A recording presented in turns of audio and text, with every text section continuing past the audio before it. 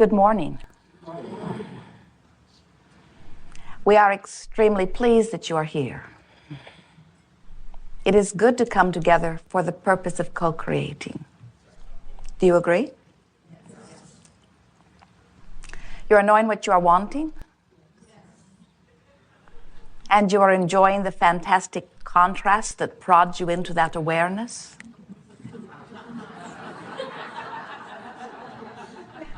Oh, especially that. You are remembering that you are leading edge creators. You are feeling the importance of your perspective. We want you to. As you are here on the leading edge, with all of the variety of perspectives that you hold, you literally summon Source forward. And in the process of your contrasting, comparative, evaluating, focusing is the best word, experience, you literally summon Source. Do you know that? In your physical format, you have an expression that you often say or hear, which says, ask and it is given. But there are few of you who really understand the full meaning of that. A fuller meaning than you may realize is every small preference or every loud cry, every wish for everything is answered. You can't even hint at a desire that all that is does not move circumstances and events in heaven and earth in order to accommodate you. And sometimes when our physical friends hear us say that, they say, Abraham, what planet are you focused on? Because there are so many things that I've wanted, or those around me have wanted, that do not appear to be being answered. So many requests that seem unanswered. How can you say, ask and it is given? And we say, because when you ask, it is given. You may not be letting in what you are asking for, but it is being given. And then you say, that makes no sense to me. Why would I, of all people, who wants this more than life itself, not let in what I'm asking for? And we say, it is because this is a vibrational universe and you do not understand your own vibrational nature. If you have desires that are not being fulfilled, it can only be for one reason. You are not a vibrational match to your own desire. Well, that's easier to understand, isn't it? Because when you are standing in the pain of sickness, or in the discomfort of not enough money, or in the heartbreak of a failed relationship, you cannot possibly be a vibrational match to what you're asking for. When you want more money, you can't be in fear of debt or not enough money. When you want wellness, you cannot be embroiled in the vibration and the trauma of an illness. Because in this universe that is vibration-based and managed by law of attraction, you cannot offer one vibration and be a receiver of another, any more than you can set your radio on 98.6 and hear the music that's being offered on 101 FM. Vibrations must match up. So how do you, in your physical format, go about matching up vibrations? How do you know what your vibrational content is? You can feel it. When you are in alignment with your source energy, you feel what you would call positive emotion. Feels like joy, feels like appreciation, feels like passion, feels like eager romping through life experience. Watch the little ones, they still remember. When you feel fear or anger or frustration or blame or guilt or any of those emotions that you describe as negative emotions, that is your indicator that you're not matching up, not right now. It doesn't mean you're failing. It doesn't mean you are inappropriate. It doesn't mean you're wrong. It means you're not a vibrational match to what you're asking for. So how does this happen? How does it happen that people, person, you, could be a mismatch to wellness. Well, you could be talking about illness. You could be gathering statistics about it. You could be focusing on those who are sick. You could be looking at your own physical condition. So how do you go about offering a vibration that matches what you want? You do it by thinking about what you want, by talking about what you want, by pretending that you already have it, by imagining that it is done. But sometimes the trouble with that, if you really, really, really want something, is when you think about this thing that you want, what really happens is that you activate the vibration right where you are. So instead of moving closer to what you are wanting, you just aggravate where you are. So then you say, well, I'll try harder. But that only aggravates it more. And so then we say to you, you got to come to terms with what your dominant vibrations are. You've learned them over a period of time. Some call them beliefs.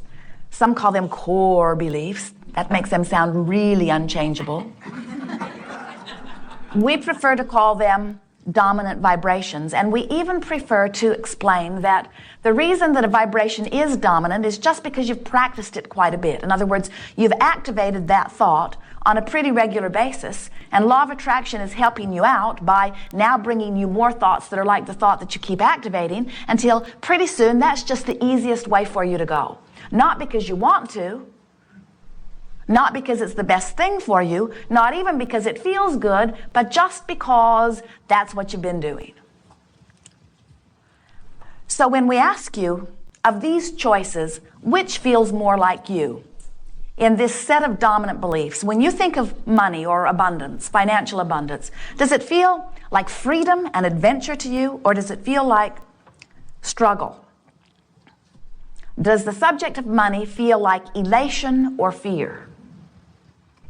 Sometimes you say, oh, some of all of that, and we say that's good. That means you do have more aptitude to change or to choose.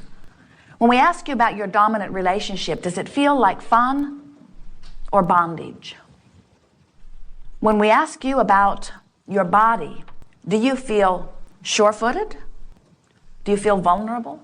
You can tell how you feel. You can tell how you usually feel. You know, if you'll stop to think about it, where your dominant vibrations are. And we're wanting to soften the idea of a dominant vibration by saying, it's just the vibrations that you've activated most. So you say, well, if it's just a matter of activating a vibration, then I suppose I could deactivate those that aren't serving me. We say, go ahead. So you say, all right, I'm going to deactivate that vibration. But you didn't, you activated it. So you say, I'm not going to think about that anymore. I'm going to deactivate that. But you've just activated it again. So how do you deactivate a vibration so that it is no longer continuing to be or become a dominant vibration? The only way that you can deactivate one vibration is by activating another.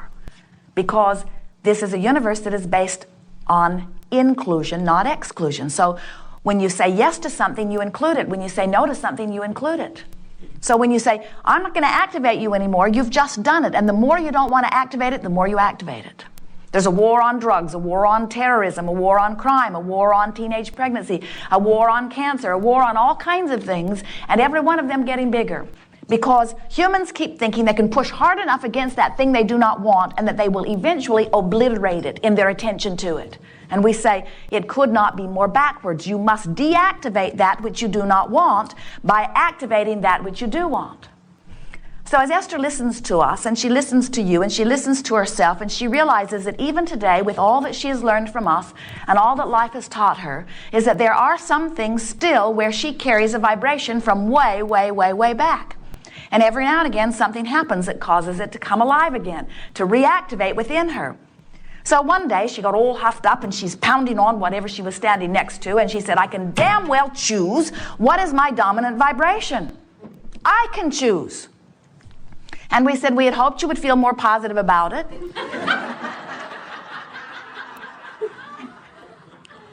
But step one is good too.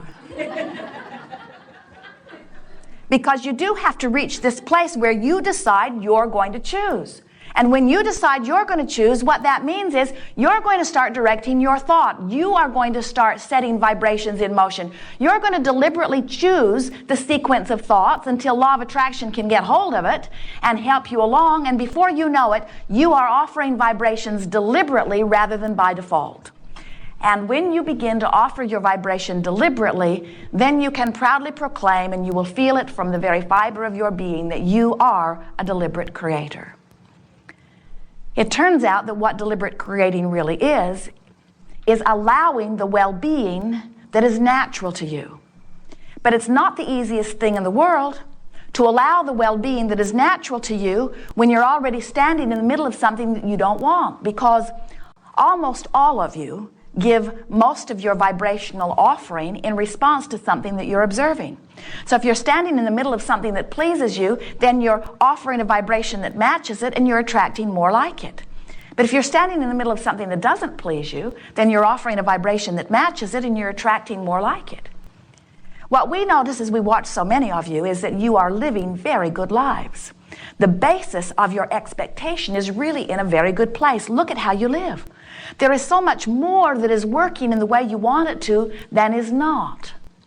But as you are here in this leading edge forum, really wanting to be the creator of your own experience, we are here to help you fine-tune.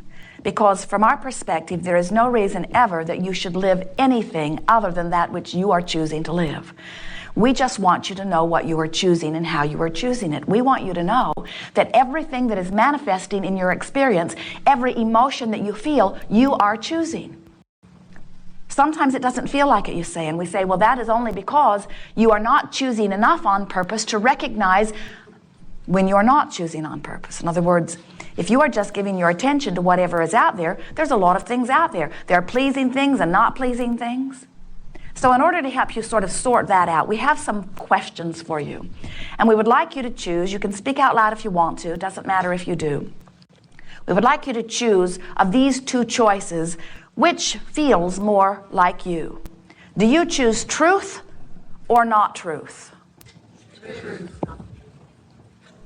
Do you choose feeling good or feeling bad?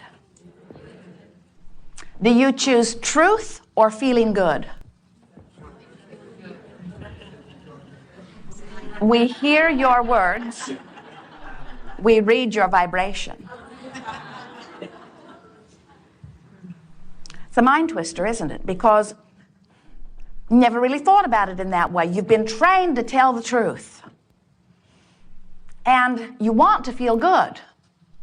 But when it comes right down to it, and your choice is to tell it like it is, or to tell it in a way that would feel better, almost without exception, you feel mandated to tell it like it is.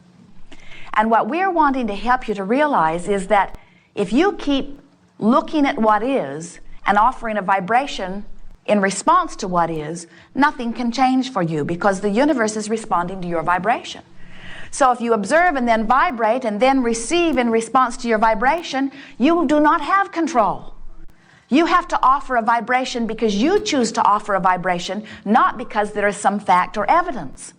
And the thing that we really want you to hear, this is the part that is most interesting to us as we observe you. We know that every single fact or every single truth or every single evidence or manifestation that every single one of you is living is as a result of your attention to the subject. So there is no reality that is separated from your attention to it.